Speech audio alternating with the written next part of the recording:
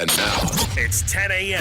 Let's just get down to it. And it's time for your sports fix. Strap yourselves in, folks. From two guys who have covered the teams you're passionate about for years. We are professionals. This is Jake Scott and Ben Anderson on 97.5 The KSL Sports Zone.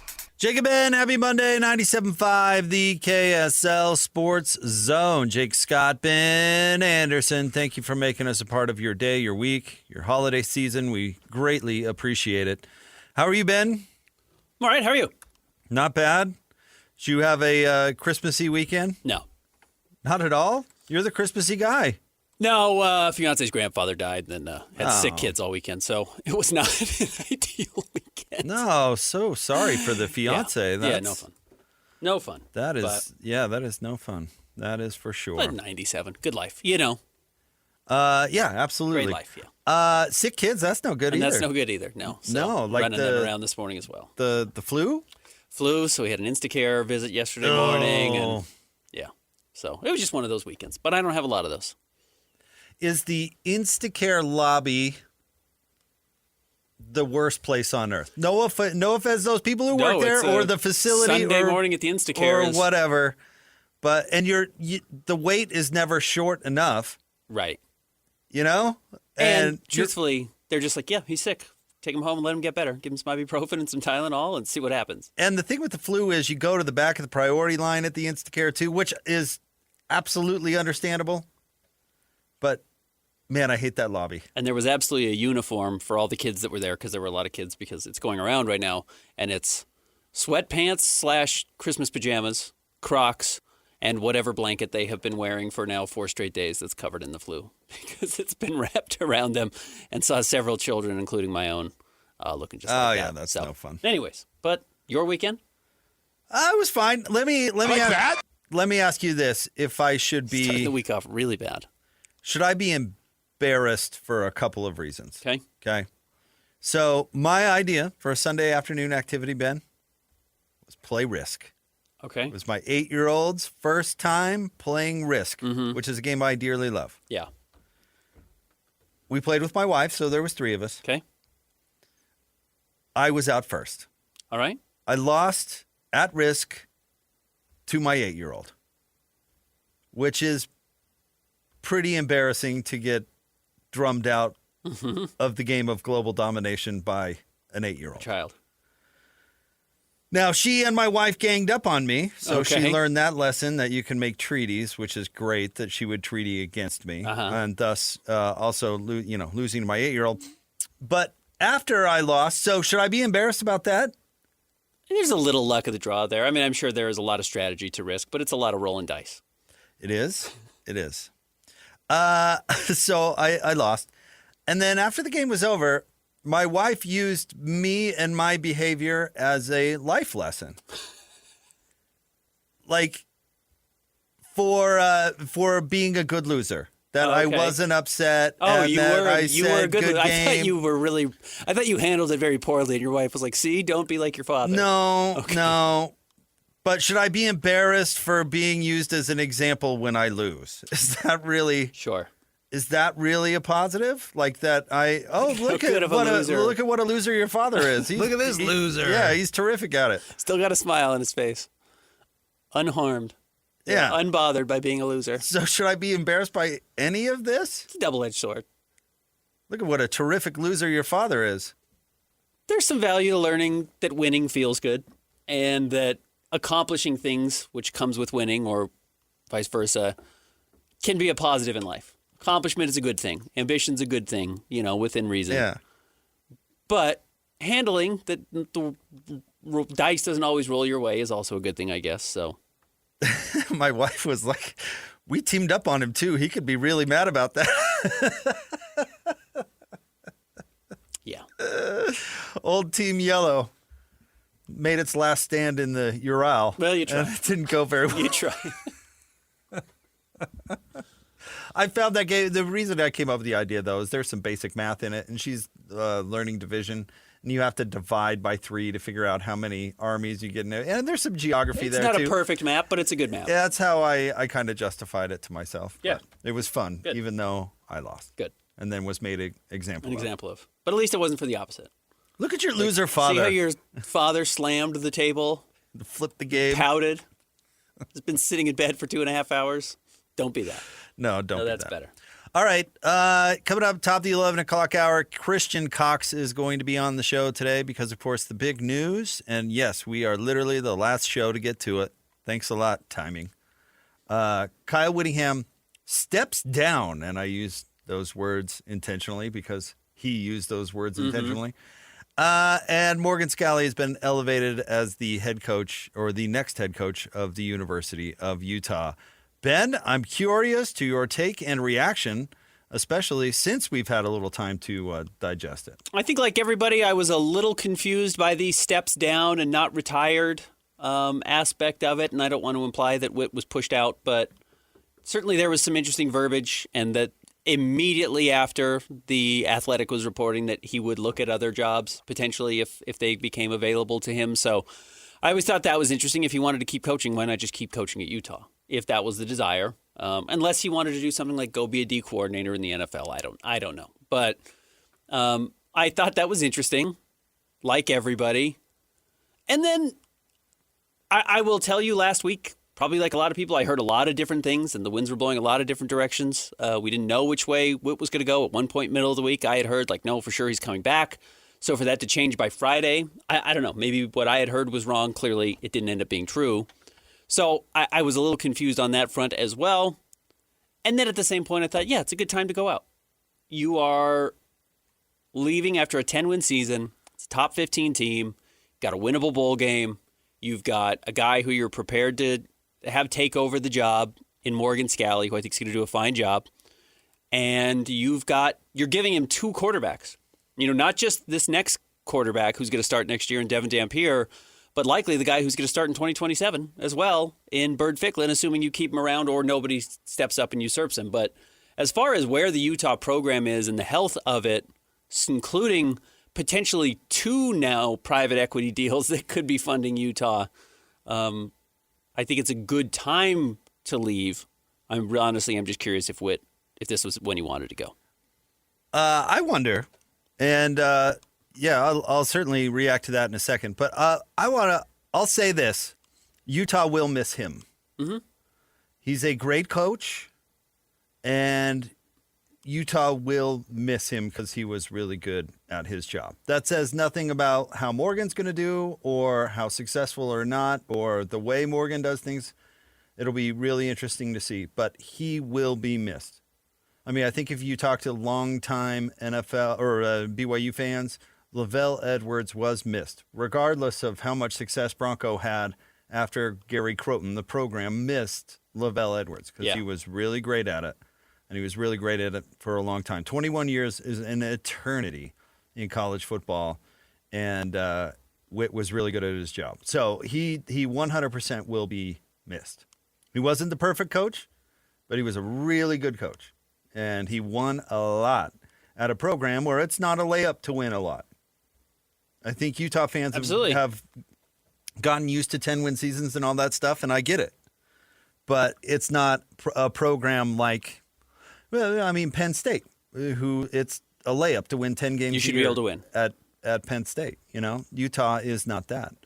And he figured it out. And you know what? He was smart enough to stay, honestly, which I don't think it's enough credit.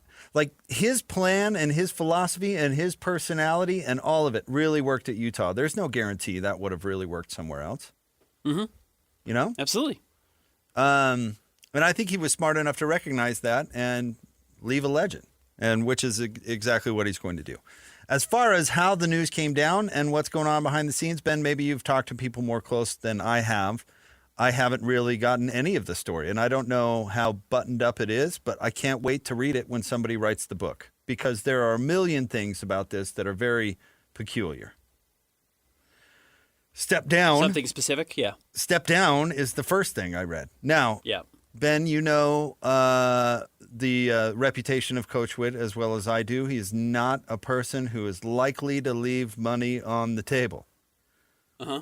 You know, when he gets the change back from the gas station, he doesn't put it in the give a penny, take a penny. He counts through it. That's not him. He's got a cush out, a retirement package. Chris Hill talked about the original retirement package that he negotiated back in the day, and it's been negotiated since. He's going to have a salary and a role and probably keep that company car, So he didn't use the word retire, which to me says leaving money on the table. Now, I have no idea. Maybe negotiations, all that sort of thing, and maybe he will indeed have that role. But the fact that he used step down instead of retire stood out, and I think that stood out to everybody, right? Then the second thing that happened on Friday, not over the weekend, but like mere hours later, a national reporter, and I think that is very relevant. Mm-hmm. In fact, multiple national reporters, but who had it first? Thamel? I think so, yeah. Reports that Coach Witt is not retiring. Yeah. And that, was it Stuart Mandel? Okay. It was a national guy, though, which I think is absolutely relevant. Mm-hmm. Reports that he's still open for business. Now, he didn't say he wanted to stay at Utah. I mean, obviously, that's missing a lot of detail, but specifically said that he was not retiring. Now, I've seen Witt leak stories locally to manipulate situations. Mm-hmm. And by the way, that's not a knock on Witt. That's everybody. That's the job. That's the job. Mm-hmm. But I've seen it happen. So it's not like he doesn't leak stories locally. If he wanted to leak it locally, he could have leaked it locally. He leaked it nationally, I think, for a reason.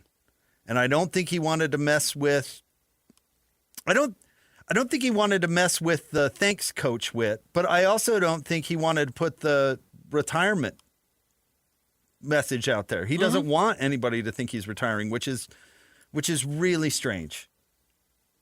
Other than he doesn't want to retire.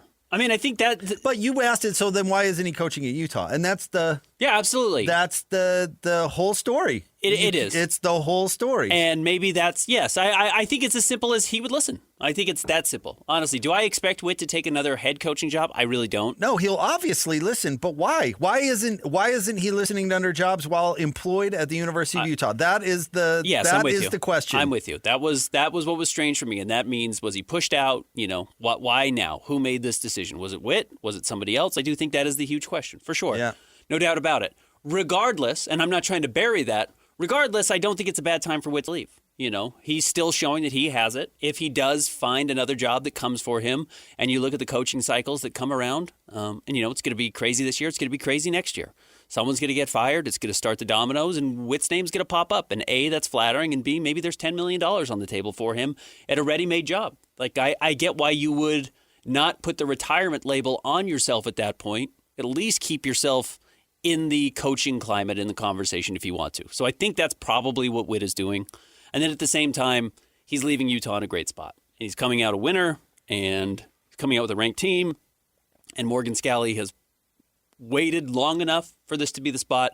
I want this to be, in my opinion, I think this is less conspiracy than maybe it can be painted as. But I certainly recognize that it was bizarre. I mean, I see the conversations that we have behind the scenes at KSL Sports on what language to use when we're writing articles and putting out headlines and putting out push alerts, and specifically the don't say retirement was a big part of our conversation because it doesn't say retirement anywhere. I'm fully aware of that. Yeah, I get it that they want to put out the thanks Coach Witt message. I get that that's what they wanted. Of course, that's what they want to do. But I don't know. I don't know if that's the full story. I certainly don't believe that that's the full story, and that it's just a good time to move on. I mean, how it went down. You mentioned the back and forth. Mm-hmm. The back and forth just last week. I mean, that implies to me negotiation of some sort. Yeah, that wouldn't surprise me in the slightest. And it's not, wow, it's not just, wow, Coach Witt is great. Thanks. We appreciate it. I would believe, because I don't know. Mm-hmm. He wanted to be back. So why isn't he back? And maybe it's a good decision to move on to the next generation. And yes, Morgan has been very patient, but there's a lot there. When Dean Smith handed the job to his longtime assistant, Bill Guthrie, Ben, there was not a, well, yeah, I'm on to the next job. Sure. Good luck, Bill. Yeah. I That's the story. I understand that they want to say, Yeah, absolutely, of thanks, course. Coach Witt. This is the best for everybody, but that's not the story. And I bet they wish he was retiring. I bet they wish he could say, yeah, I'm done. I've thrown my last pitch. I don't want to be out there anymore. And you don't have that anymore. And look, the same thing happened with Jerry Sloan in the Jazz. Jerry stepped down. Jerry interviewed for other jobs. He interviewed for the Portland job. He interviewed for the Charlotte job. Like, Jerry kept his name out there as well. Because, again, as we've talked about a lot, it's hard for coaches to step away. It's hard for people to step out of the limelight, especially, as Witt has shown, he does still have his fastball. We talked about that after the Cincinnati game. Like, that was a top 20 game on national TV, and the Utes ran him. And I think that probably let him know, hey, I can still do this. And one of the things you and I have talked about kind of behind the scenes when we've been talking about this, we haven't talked about it as much on the air. A, obviously he's very good at this job because he can still do it. B, I'm sure when you're 50 years old, you say, oh, man, when I'm 65, this is how I expect to feel. Uh-huh. And then you get there and you don't feel what you thought you would. You still feel fresh. You still feel competitive. The money feels great. You honestly should still be getting better at the job. The job might be easier than it ever was before because you have so much built into your program and so much experience doing it. And you're no longer worried about, am I going to get fired or not? That's not where Witt is. So in that sense, I totally understand the desire to come back and keep it going. He's a little bit on easy street now. I don't think that job's ever easy, but it's easier than it probably ever has been for him. Now, the problem is I don't think Morgan Scalley is ever going to be more ready. I don't think you're improving Morgan Scalley's ability to be the head coach at Utah by keeping him as the D coordinator over and over and over. I think at some point you just have to get in the pool before you recognize you can swim, and that's what Morgan's going to figure out next year. But Witt's still a really good coach. And look, Utah would be better next year if Kyle Whittingham was there. And that doesn't mean Morgan Scalley couldn't go out and win 10 games again, but you just can't replace 20 years of experience. Witt has 20 years of experience in this exact job, the ups, the downs, the game-to-game stuff, the in-game stuff, all things that Morgan has just simply never done. And Morgan's going to be fine. But you can't replicate it unless you've actually done it. The same reason Witt's a better coach today than he was 20 years ago when he took the job. So in that sense, it's a blow for Utah. But I still think it's probably the right time because, again, I'm not sure they were going to get better. In that scenario, then it was a coup d'etat? No, I don't. But again, we don't know, and it's hard to even speculate. But yeah, did donors come in and say, hey? No, I mean, did Morgan say, it's me or him? Do it or this arrangement isn't going to work out? Which, by the way, sounds nefarious, but it wouldn't be. If he's passed on job after job and stayed and probably listened to promises from people saying, hey, I'm here for one more year. Maybe that's the bottom line is maybe he committed last year that it was going to be one more year. Or that's what I'm saying. The backstory is. It is. I don't think Utah would buckle to Morgan Scalley doing that.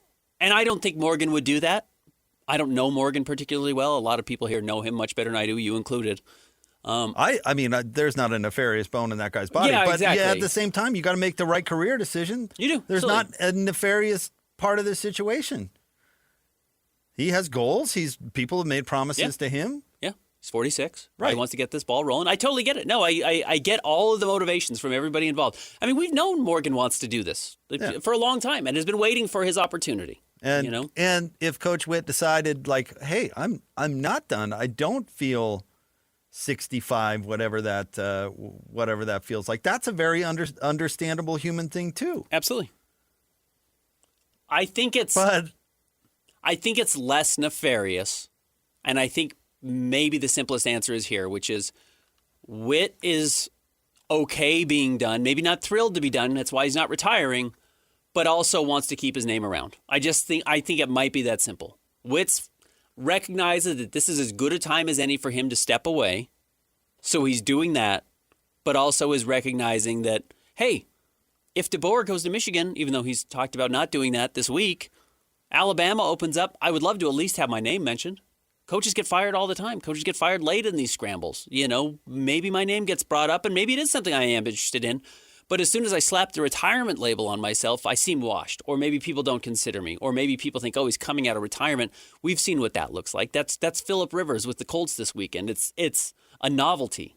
It's not an authentic coaching job.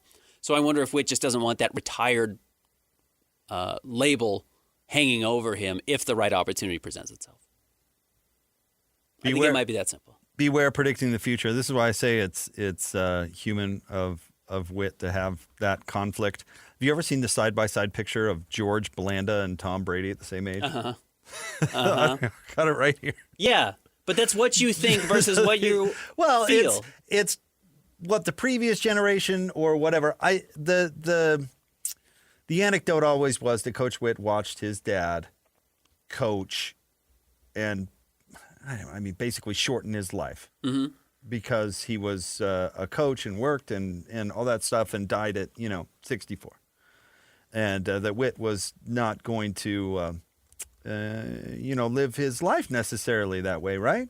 Yeah. But what his dad was at 64 and what he is at 64 can be entirely different. George Blanda looks like he's 75, right, and he's really 43. Tom Brady looks like he's a little kid. Exactly. Yeah.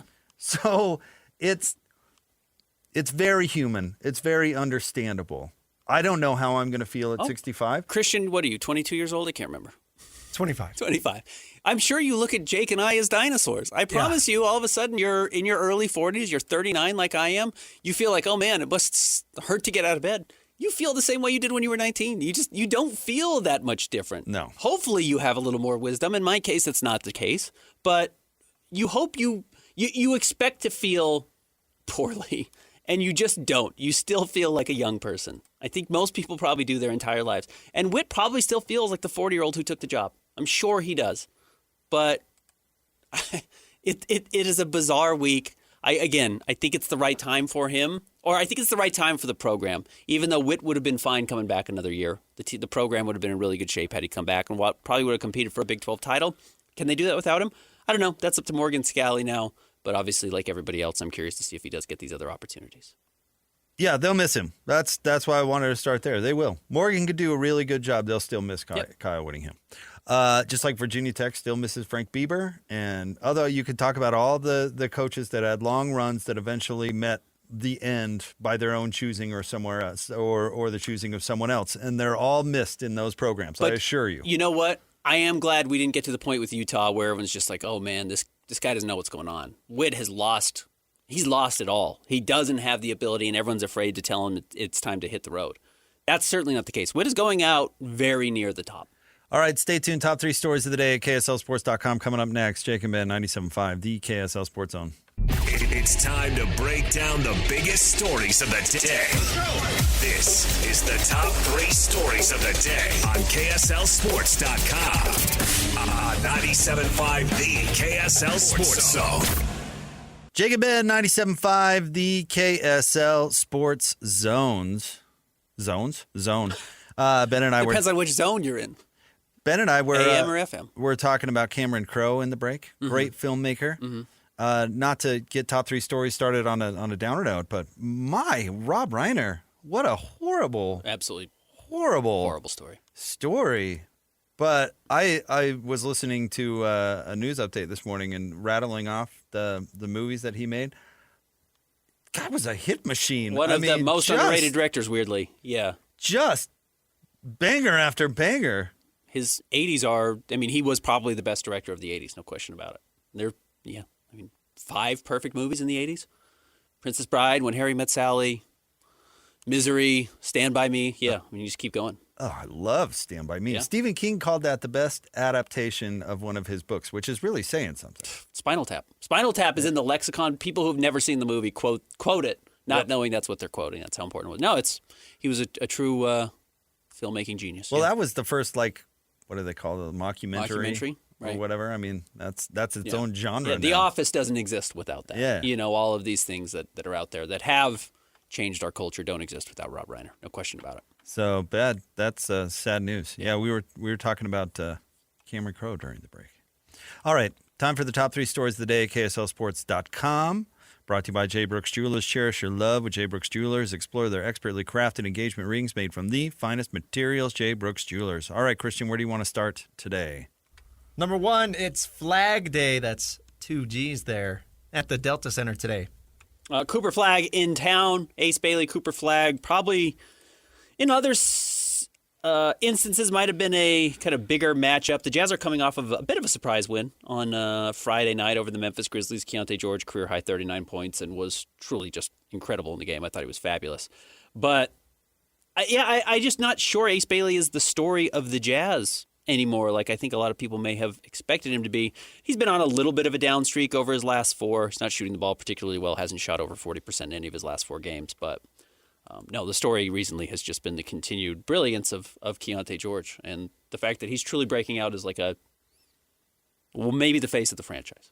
Whether he's the best player or not, I don't know. That could still easily belong to Lowry because of how unique Lowry is. But as far as what the personality of the team is, because Lowry's such an introvert and Keyonte can be such an extrovert, those guys tend to control the locker room and the culture of the team. And Keontae's performance on the floor is justifying it. He's been great. I am trying to bring up these stats as we speak, Ben, but I got lost thinking about Keyonte and comparisons to where he's at in his career, and I was thinking of the patience that the fan base showed with Gordon Hayward when he was here. Interesting.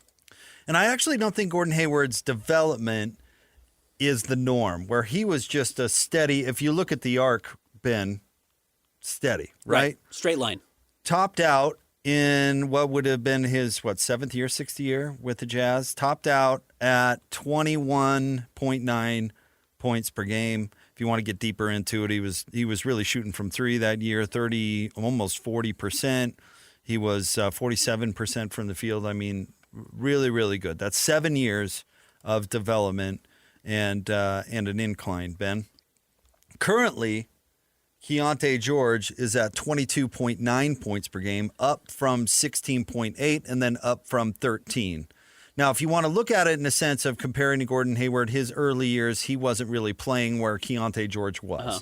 So Keyonte got a little bit of a head start. But the development arc has been faster and a sharper uptick. Steeper, yeah, definitely steeper. But he currently is surpassing Gordon Hayward's mark with the Jazz, although he's not shooting it as well. So, and we forget what a all-around player Gordon was. Yeah, Gordon was a great player. And we're just looking at points per game. But I kind of thought, why is Keyonte not viewed more like the Gordon Hayward in his development, which was always optimism? People were closing the book on Keyonte George last year. And I don't know if people are actually appreciating how well that he is playing this year. Well, look, there was a controversial post over the weekend where a Jazz fan, he's a draft guy, was talking about how you can't build around Lauri Markkanen or Keyonte George or Ace Bailey because they're just not those types of players and they're not good enough. And Yusuf Nurkic tweeted out a photo of this person and said, "Man, I wish we could build around you." And this player, this kid does not look like an NBA player, or this person does not look like an NBA player. And there was some blowback and some fans supporting Nurk and some fans angry at Nurk, and neither here nor there. I think what it does lay an argument for is that we have a really hard time adjusting our understanding of who players are once we develop kind of that early impression. That first impression of Keyonte George is an inefficient chucker or a turnover machine or not a point guard or a bad defensive player or these high usage guards that you and I have criticized a lot in the NBA that you can't win with. When they actually evolve, are you able to recognize that they have evolved? Are you able to accept that this is a different player than we have seen before? And where Keyonte does get so interesting is that when he has these horrendous games, because maybe every 6 or 7 games, he still puts up an absolute stinker. Against Indiana, he was 3 of 12. Against Houston last week, he was 0 of 6. 2 games ago, he was 3 of 12 against Oklahoma City in the game the Jazz were terrible in. Mm-hmm. And then he bounces back with a career high, shooting 13 of 20. Like, it's not the guy who used to go into the tank after a bad game. And I don't mean tank losing games. I mean, Keyonte would get so down on himself, he couldn't bring himself back out, which is why you would have flashes of like, is this dude an all-star? Yeah. Followed by, is this dude an NBA player? And now he's changed that a lot. Yeah. I actually think you referenced my point is I think the ratio is actually better than you're leading on, because I think you referenced like his 3 bad games. And the Jazz have played 21 games, 22 games? I thought it was more than that. Yeah, you might be right. Something like that. 24 games. So he's had 1 out of 7. Mm-hmm. The ratio used to be 7 out of 8 bad. Yeah. But those two, were good. But my point, I guess, is why was it always everybody argued for Gordon Hayward? I remember the day that Tony Parks said that Gordon Hayward wasn't a number one. We took phone calls. The board lit up. Everybody was sticking up for that guy and saying, are you seeing the development? He went from 16.2 points last year to 19.3. Yeah. He's basically an all-star. And I don't think Keyonte really gets much of that. I think you're right. And people need to be more patient in general. I will say, though, that when you develop a tanking culture, which is the culture the Jazz have chosen to develop, this is a pathway they have taken. I do think fans want to see more immediate results, and some of that patience goes out the window, though it shouldn't. And maybe that's something that the Jazz should have done a better job of marketing of, hey, yes, we are tanking. Yes, we are going to slow play this. It's not necessarily going to be a quick turnaround. But while we're looking for, players to jump on and help change the franchise relatively quickly, that doesn't mean they're going to be finished products right away, which again goes back to just be careful on giving up on anybody. Even Cody Williams, who's really struggled again. Now the team could get better, and Keyonte could go back to middling numbers because that happens a lot too. We talk about Bradley Beal. He was the only good player on a bad team, and so his numbers looked incredible. But if it plays out that Keyonte, when the team turns and the team gets better, and he's a 23-7 guy, I mean, he's a multi-time awesome. He's a multi-time all-star, and he's a legitimate, top 2 player on a very good team, and that's in the cards now. But I don't feel anybody waving that flag, which is, I just pointed out that it's weird because this fan base has been really patient and really advocated for players in the past. And I don't feel like it's that way with Keyonte. And remind me, Keyonte George is 30 years old? Oh, no, he just turned 22. Yeah, right. It's a child. Yeah, so anyway, if people are looking for reasons to be optimistic, that's it. Yep, absolutely. All right, what's next? Number 2, Dylan Guenther with another game winner, this one in overtime yesterday to beat the Penguins. We're 30 seconds into OT. Mammoth get the puck back. Dylan Guenther starts accelerating across the blue line. Guenther pulls the trigger and scores! Dylan Guenther does it again! Somewhat similar to what we were talking about with Keyonte. I guess what's good about this for the Mammoth is they got a very nice win over the Kraken over the weekend and then responded by falling behind 3-0 yesterday in Pittsburgh on the road and looked like they were going to get trounced. They take a 4-3 lead. They score 4 goals in about 10 minutes in the third period. Then the Penguins tie it up late, and they never went in the tank. They went to overtime, and then they scored 45 seconds in with the Dylan Guenther winner. This is a team that has not been able to, put one foot in front of the other now for over a month, and the fact that you've stacked a couple of wins, that's how you dig yourself out of this hole. Thank you. And if Dylan Guenther is a clutch guy, that's really important. I know Christian put his donks at 3, but we can talk about throw picks and what he's actually done is delivered in crunch time. Yep. Spoiler alert. This year. And if you've got a guy with Dylan Guenther who's going to go score you goals in overtime, I mean, that's 2 points for a road win. Yep. I mean, that's the stuff that makes the playoffs. I mean, I'm not one who likes to get bogged down in and game out because I find that often frustrating. But you can make the argument and you point to specific things like, oh, he got that goal in overtime on the road. That was 2 points that the Mammoth needed. So I think that probably is pretty important. Falling down 0-3 probably isn't ideal. You got to have a closer. That's the truth. You got to have a closer. And yes, falling behind 0-3 is bad. But considering how down this team has been, that I think they kept their heads up and played extraordinarily well in the fourth period or in the third period and then in overtime was a very good sign. All right, what's next? Guys, I've kept my mouth shut for a long time, but the Broncos have won 11 straight. Best record in the NFL right now. 11 straight's crazy. That's really difficult to do, especially because they started in the tank to begin the season. And your guy, Throw Picks, looks awesome.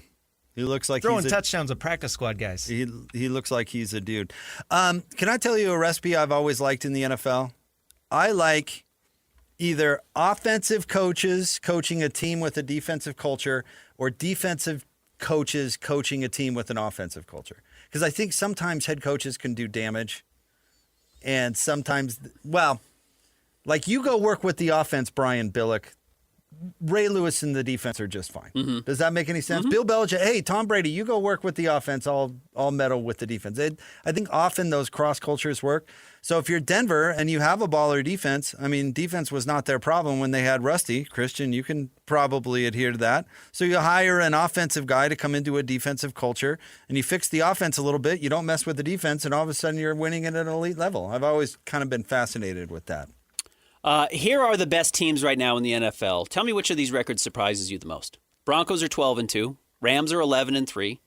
Patriots are 11-3. They just lost to the Bills yesterday. Big comeback for the Bills. Seahawks 11-3. Bears 10-4. Jaguars 10-4. Chargers 10-4. Bills 10-4. 49ers 10-4. Patriots.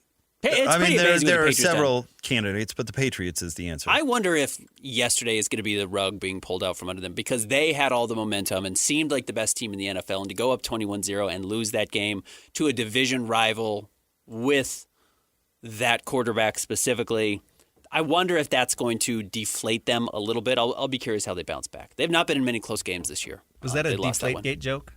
No, it was not. But no, this is really. There's some surprising teams. This is why the people do love the NFL, though. Nobody thought the Broncos and the Rams would be at the top of the NFL after week 13, 14.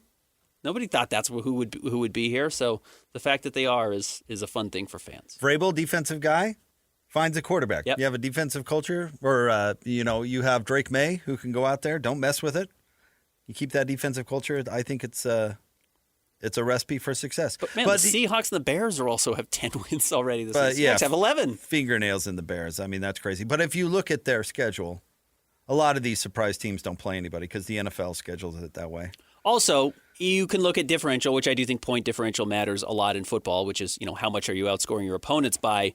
It is quite notable that the Seahawks, to their credit, insane, 11-3, have the best differential in the NFL. They're plus 163, meaning they're beating teams by an average of, 12 points a game in their 11 wins. The Bears have a plus-minus, or a differential of plus 27, meaning every game is close, which probably means there's some fool's gold there. And they've won a lot of weird, random, close games, which is what the Chiefs did last year. And then, of course, the big story of the weekend is all the injuries. Are you prepared to call Caleb a guy? He's the most guy they've had in a while as far as a quarterback goes. They certainly seem to believe in him, but was it Benny Johnson? Yeah, I think He's a good coach. I think they made a good hire, and which is look part at of it. what has happened to the Lions since they lost him. Yeah. I mean, And the Bears have 500. The Bears haven't made a good hire at coach since Ditka. So I guess Lovey was okay. But I think that makes a difference. Are you prepared to call Drake May a guy? I more believe in Drake May than I do fingernails. But look, we've got, what's his name with the Seahawks right now, who was just in Sam Darnold, who's good. I don't think he's elite. I think he's very good. I think and he's winning. Minnesota misses him. Okay, but I'm talking about young players, not necessarily retreads. Are you prepared to call throw picks a guy? Not yet. Probably not yet. I mean, where are we on Trevor Lawrence? Like, Trevor Lawrence is up and down every week. They're at 10 wins too. I'm not sure you need to have Josh Allen right now to be the best team in the NFL. I agree with that, but I don't think Trevor's a guy, or at least he hasn't proven it yet. That's fair. I don't think so. But the league is topped by a bunch of teams that don't have Patrick Mahomes and Tom Brady in their prime right now, which I think is really interesting. At this point, I'm pretty close to calling throw picks a guy. And I hate the Donks. I'm disgusted. It's even on the top 3 of KSL Sport stories at KSLSports.com. Bo Nix, what are his numbers this year? Let me see. Bo Nix has 3,300 yards, 23 touchdowns, tied for 5th, 9 interceptions, tied for 23rd. He's still throwing a lot of interceptions. Not a ton, but, not great. Numbers aren't crazy, but you're right. He does deliver when he needs. What year is it for him? This is year 2, right? This is year 3. Year 2. It's great. Going to be in the playoffs both years, going out and beating teams in the fourth quarter when it matters. I'm not in any hurry to give the Donks any credit, but he's pretty close to being a guy. I think there's as good a chance that he turns into Brock Purdy as that he turns into, I don't know, who's been the 5th best quarterback in the NFL. But Brock Purdy had an all-star offense. I don't think you can say that for the Donks. No, that's true. But they do have a great defense. I mean, they had 2 receivers, arguably the best tight end. They had 2 running backs. Yeah, I don't know if that's all that comparable to what Throw Picks is doing. Let me see what Fingernails has done. Caleb Williams has 3,100 yards. He has 21 touchdowns and 6 interceptions. So 2 fewer touchdowns, 3 fewer interceptions, 100 fewer yards. They're basically identical, stats-wise. Several fewer wins. 1 fewer win? Two fewer wins? 2 fewer wins. And again, the differential is pretty massive. Let me see what the Broncos differential is since we're talking about it really quickly. Yeah. It is 81. Again, 81, and the next 3 teams are all over 100 and have fewer wins. And the Donks are still paying Rusty, right? Rams are plus 159. Patriots are plus 106. Seahawks, league best, plus 163. What they've built in Denver with the resources they've had is pretty remarkable. Bills being plus 87, despite the fact that they're down the standings a little bit. Probably worth keeping an eye on. The Bills' defense sucks. There are several flaws about Denver. I would not pick them to win the Super Bowl at this point, but honestly, I don't know who I would. I'd pick the Rams. If I had to pick one team to win the Super Bowl right now, I'd probably pick the Rams. Because? Stafford's been there before. I think Puka Nacua is the best receiver in football. They're just legit week in and week out. They really find a way to deliver. All right, stay tuned. We'll have more coming up next. Jake and Ben, 97.5, the KSL Sports Zone. Whether it's the Jazz, Utes, Cougars, or Aggies, these guys have got you covered. Time to eat, fellas. You're locked on to Jake Scott and Ben Anderson 1, 2, 3, move it. on 97.5, the KSL Sports Zone. Jacob Ben, 97.5, the KSL Sports Zone. Win big every Wednesday on Win Ticket Wednesday. This week, it's Youngblood Idols, the World Tour at UCCU Center in Orem, May 13th. Tickets on sale now on livenation.com. Get your tickets today and listen all day on Wednesday for your chance to win with Win Ticket Wednesday. A little bit of news. Okay. Cincinnati quarterback Brendan Sorsby has informed the school that he intends to enter the NCAA transfer portal. I don't think that's a huge surprise. I wouldn't be surprised if he stays in conference. I think that could be an interesting Arizona State matchup, who also lost their quarterback. But he could also be an interesting option for Texas Tech. I think Texas Tech needs a new quarterback, obviously, and we'll see where they go after the playoff. But, big names, it's no guarantee that you bring them back. Utah bringing 2 quarterbacks back and not their coach is probably a pretty good coup.